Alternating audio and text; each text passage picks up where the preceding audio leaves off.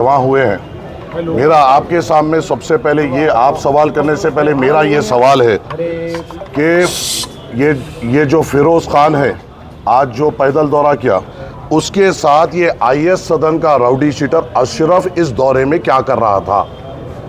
इसके साथ के ये आईएस सदन का जो राउडी शीटर अशरफ है, इसके हवारियाँ जो 302 murder case, 307 attempt to murder case, rape केसों में जो इन्वॉल्व है, वो इसके साथ क्या कर रहे थे?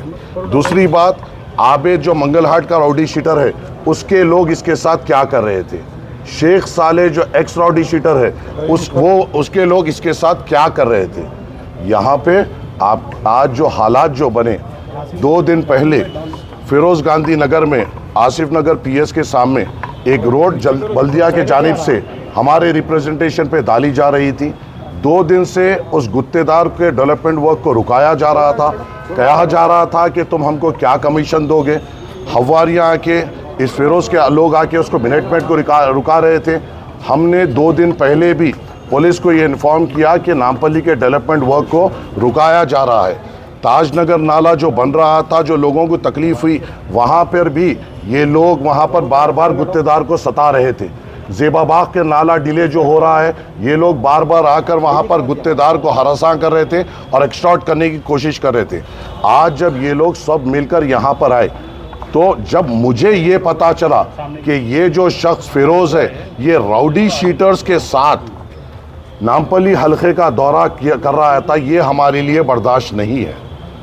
किसी किस्म से कोई भी राउडी शीटर जो मर्डर केसेस में इन्वॉल्व हो या अटेम्प्ट टू मर्डर में इन्वॉल्व हो या किसी किस्म के क्रिमिनल एक्टिविटीज़ में हो, नामपल्ली के गली कूचों में फ्रीली नहीं फिर सकता।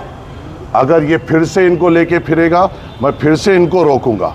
ये फिर से इनको लेके फिरेगा, मैं फिर से इनको रोकूंगा। नामपल्ली हमारे लिए बड़ी अहमियत की जगह है। यहाँ के वोटों का एहसान है जो आज मजलिस इत्तेहादुल मुस्लिमीन के इस एमएलए को यहाँ पे चुन के लाया गया। और इन गली कोचों में अगर एक्सटॉर्शन किया जाएगा और राउडी शीटरों के साथ फिरा जाएगा, तो हम हर मोड़ पर इनको रोकेंगे। इसको अलग तरीके से पेश करने की कोशिश की जा रही है।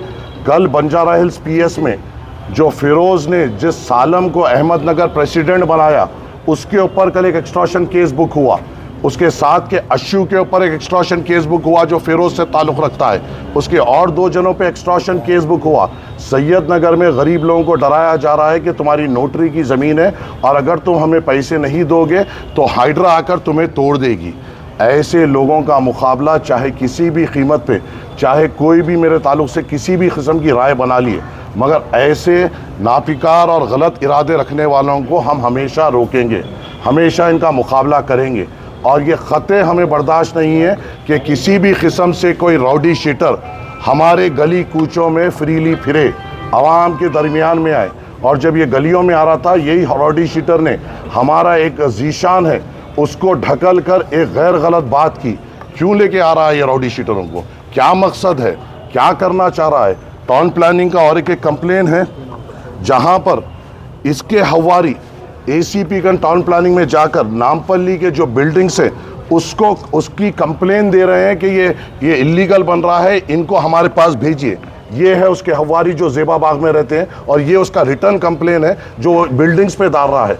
गरीब आवाम को तकलीफ़ पहुंचाने का काम ये कर रहे हैं, गरीब आवाम को सताने का काम ये कर रहे हैं। और अगर ये गरीब आवाम को सताएंगे, 100 बार क्या 1000 बार इनसे मुकाबला करेंगे, मगर आवाम को तकलीफ़ होने नहीं देंगे।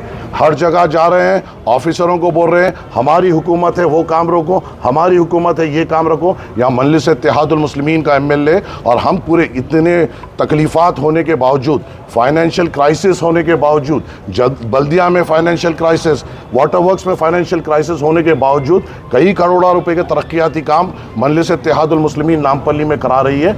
और इसे अगर कोई रोकना चाहेगा और वो भी राउडी शीटरों की मदद लेके, तो हम ख़ते बर्दाश्त नहीं करेंगे। हर तरीके से हम इनका मुकाबला करेंगे। मैंने अभी डीसीपी साहब से फ़ोन पे बात की, एसीपी साहब को बोला क्या उनको दिखाई नहीं दिए ये राउडी शीटर्स के साथ फिर रहे थे? जब मैं फ़ोटो बताया, जब उनको मालूम हुआ कि राउडी शीटर्स के साथ थे, उन्होंने पूरों के नाम नोट किए। ये काम पुलिस का है कि राउडी शीटर्स को आइडेंटिफाई किया जाए। और ये लोग खुले में किस तरीके से फिर सकते हैं, किस तरीके से आवाम को डरा सकते हैं, धमका सकते हैं, ये चीज़ को पुलिस को नोट करना चाहिए। हमारे तरफ से जो कंप्लेन हुई वो एक कंप्लेन हुई, मगर सबसे बड़ी कंप्लेन गुत्तेदार जो कॉन्ट्रैक्टर है उसने किया कि इसको हरासा किया जा रहा था, और उसकी विटनेस में जिन्होंने साइन किया वो बल्दिया के एग्जीक्यूटिव इंजीनियर है और डिप्टी इंजीनियर है, कि उन्होंने विटनेस में साइन की कि हमारे को डेवलपमेंट वर्क करने से रोका जा रहा है।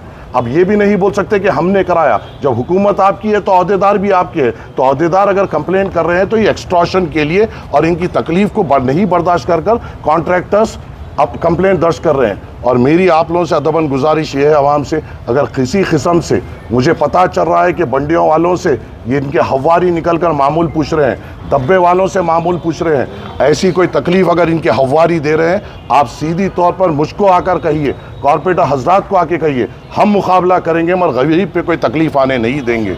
ये हारे हुआ है तो ये आलम खुदा ना खास्ता, अगर ये जीतता तो शायद लूट मचा देता था। ये अल्लाह ने एक वजह से इसको हराया है, और बेहतर जानता है अल्लाह कि किसको जिताना है किसको हराना है। अगर ये खुदा ना खास्ता ये मुसल्लत होता तो गरीब आवाम को जीना दुश्वार कर देता। हारा है तो बंडियों से मामूल लिया जा रहा है, डब्बों से मामूल लिया जा रहा है, बिल्डिंगों पे कंप्लेन डाली जा रही है, गरीब को बताया जा रहा है कि यहाँ पर गवर्नमेंट लैंड है और तुमको तोड़ा जाएगा। इनके खिलाफ हमेशा हम ठहरेंगे, 100 बार ठहरेंगे, 1000 बार ठहरेंगे और इनका हमेशा मुकाबला करेंगे। कुछ ने इंजर्ड हुए जब वहाँ पे हम आए और हमने इन पे रोकने की कोशिश करा। एक हमारे यूसुफ है, जुबैर है, जो ये कांग्रेस के तरफ से जो रॉडी शीटर्स आए थे, उन लोगों ने जब इनके ऊपर फिरोज के तरफ से जब ये रॉडी शीटर्स आए थे, तो जब इनके ऊपर बंडमबाजी हुई तो ये लोग इंजर्ड हुए। रॉडी शीटर्स के साथ